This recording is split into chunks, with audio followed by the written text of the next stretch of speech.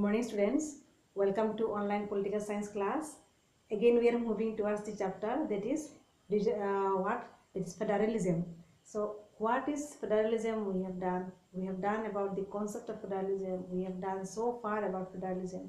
So, what is federalism? Federalism means a division of power between the central government and the state government.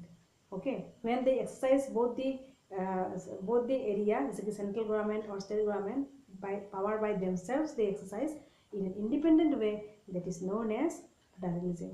But when we came to the Indian federal system, we have seen that Indian federal system is not very much similar like the other Western countries. Okay, we have something different from the Western countries. So Indian federalism का जो नाम है वो क्या है? Union of States. The word federation is not mentioned anywhere in the Indian Constitution. So Union of States को लेके हम federalism को follow करते हैं. And in India we have also some unfederal features. Okay. So today I am coming up to the last area of this chapter, that is demands for greater autonomy. States quest for greater autonomy. मतलब demands of the states for greater autonomy. different areas में उन्होंने बहुत सारा power के लिए demand किया है. What are the areas? Demand for more autonomy. यहाँ पे मोर ऑटोनॉमी क्या बोला गया?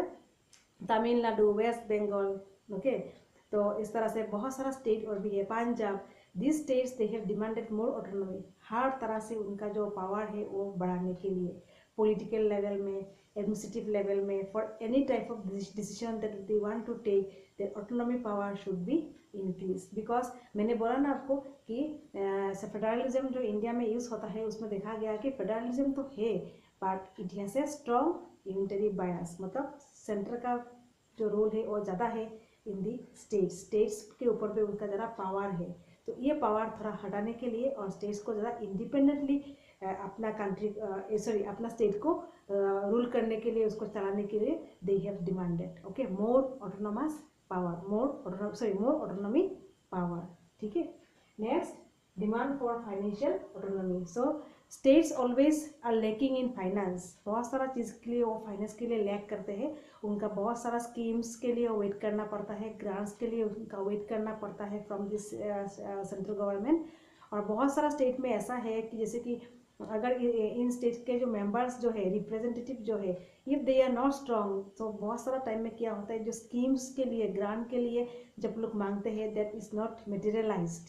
ओके, तो इसलिए इंडिया में जो डेवलपमेंटल पैटर्न है वो some states are must growing and some states are less growing. Okay, economic wise. तो इसके लिए financial wise if they depend on the central government, तो it is very much unpolitical type thing. Okay, so they have from time to time have demanded that the financial power should be increased. उनको और कुछ इस तरह से कुछ schemes बनाए governmental system जहाँ पे स्टेट को डिपेंड नहीं करना पड़े ज़्यादा, और they can have their finance to develop their state in that way that they want to गो.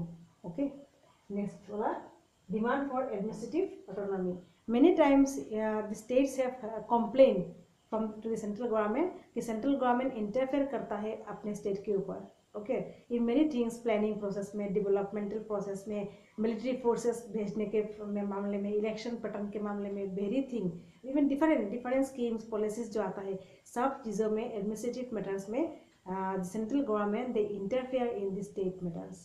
तो ये इसके चलते हुए उन्होंने बोला कि in the administrative areas also some relaxation should be made from the central government so their state can run their governmental system और administrative system in a very much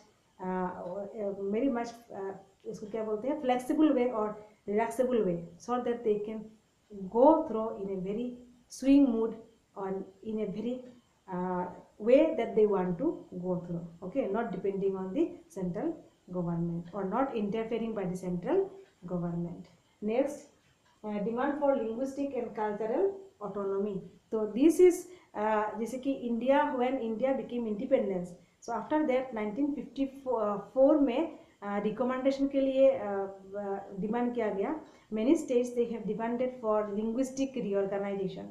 They have told that the MIL language जो होता है ना, अपना अपना language अपने अपने state में, that should be materialised. Okay, तो इसके बाद Jawaharlal Nehru he has form this thing called state reorganisation commission 1956। और उसके बाद में जो स्टेट्स, जो जितने सारे स्टेट्स है, all states now formed in the basis of linguistic pattern.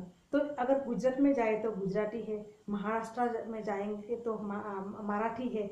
Okay, तो इस तरह से डिफरेंट डिफरेंट स्टेट में अपना भाषा अपने लोग यूज करते हैं। This is linguistic thing and cultural autonomy obviously.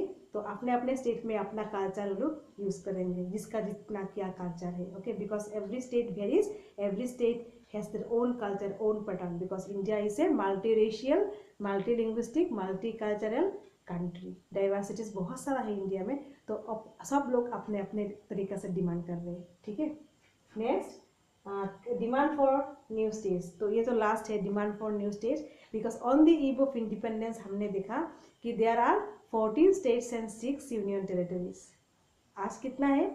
There are 29 states and 7 union territories था, अभी तो 6 यूनियन टेरिटरीज फिर हो गया। Okay, because Delhi became a capital now, फिर Jammu and Kashmir became union territories, तो ये भी हो गया है।